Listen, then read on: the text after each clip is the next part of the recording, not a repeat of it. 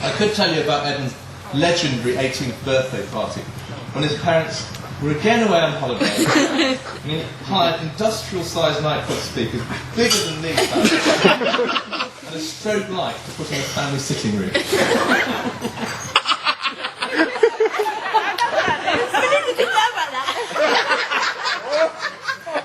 There were only 10 guests.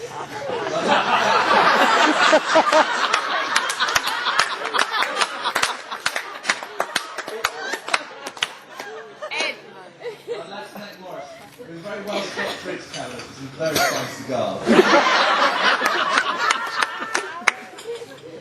We went absolutely bonkers. So much so that Evan had to take an entire week off school in order to clear up and redecorate. I could tell you about the time he got cursed by a violent taxi driver in Israel, which led to us narrowly missing a falling tree in a gale force wind, getting attacked by scorpions, and finally getting embroiled in a gunfight in Nazareth.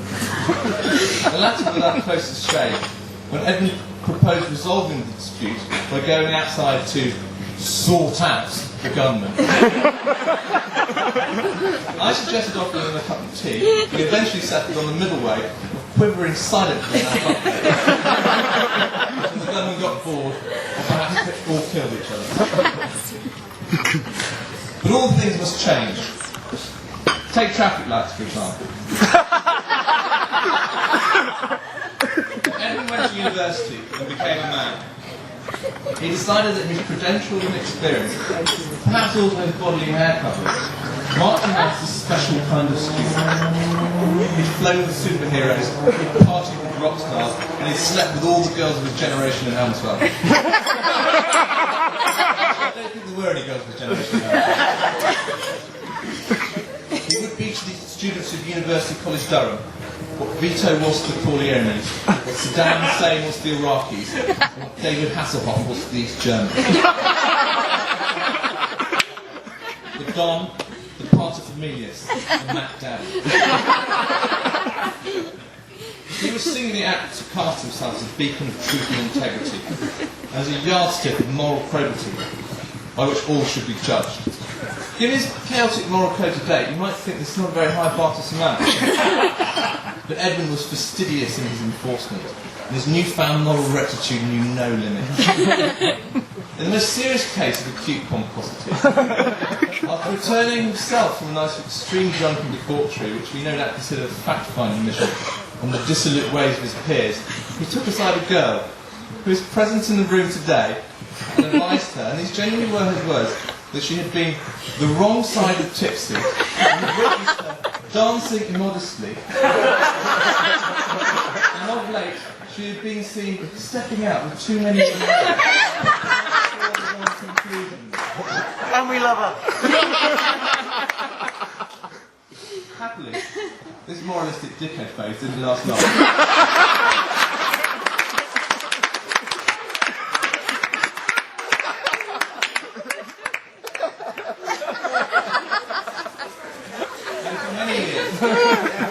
Edmund has been the charming, entertaining and sincere gentleman that I know and love.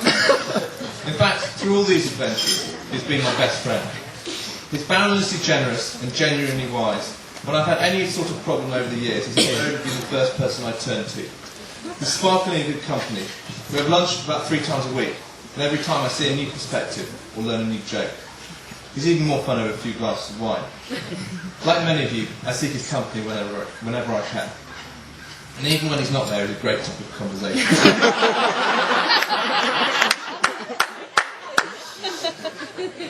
He's knowledgeable about nearly everything, and as well as the endless fun, he constantly asks serious questions and exposes new truth, subtleties and depth in his own life, and enriches the lives of everyone around him.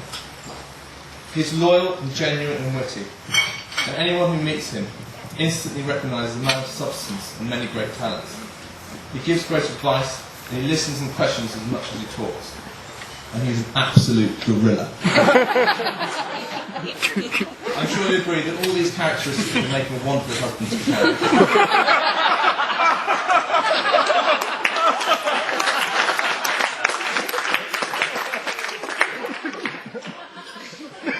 And I know that Carol will make a wonderful wife to Edmund. When they called me from Sicily to tell me the fantastic news of their engagement, the first thing I thought, what a lucky man Edmund is. And actually, that was the second thing I thought. The first thing I thought was, brilliant, they're loaded, there'll definitely be free champagne at the wedding. And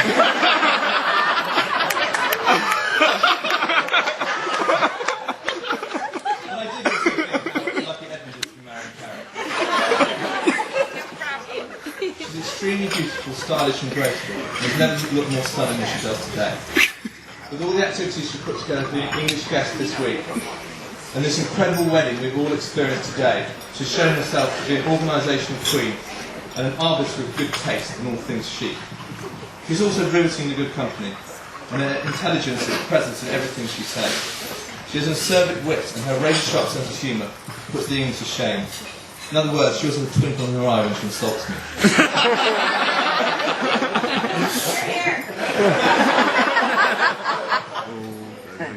She's always vivacious and game for a laugh, and even when her better judgment says she shouldn't be doing something, she'll give it a go and do so with a smile on her face. For example, when a few of us drank to her along to enjoy the ancient English ritual of hiking in driving rain and perishing cold in the steep hills of the English Lake District, she didn't think it a very good idea.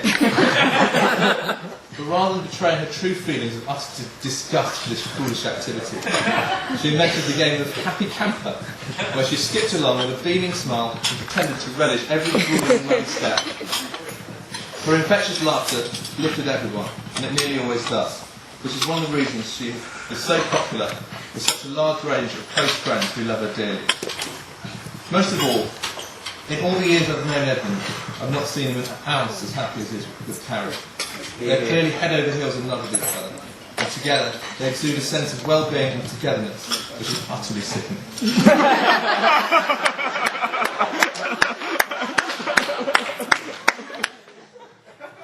I've no doubt they will live a life together of fun, excitement, love and sheer joy. Ladies and gentlemen, please stand and raise your glasses to the bride and groom. Bride and groom.